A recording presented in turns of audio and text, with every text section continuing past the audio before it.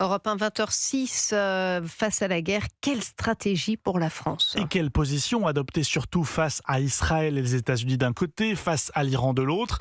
Emmanuel Macron ne semble pas avoir tranché la question pour le moment.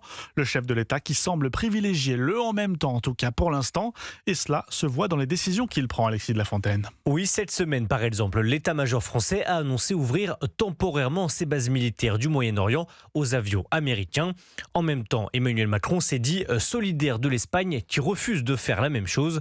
Un jeu d'équilibriste défendu par la porte-parole du gouvernement, Maud Bréjon.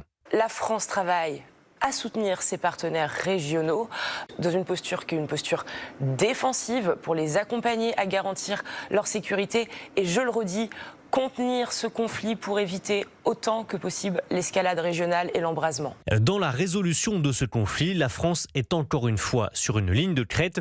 D'un côté, Emmanuel Macron a renforcé la présence militaire française dans la région.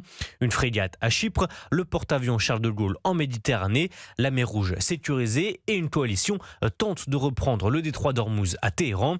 De l'autre côté, le ministre des Affaires étrangères Jean-Noël Barrot renoue avec son homologue iranien dans l'espoir de trouver un accord qui mettra fin à ce conflit.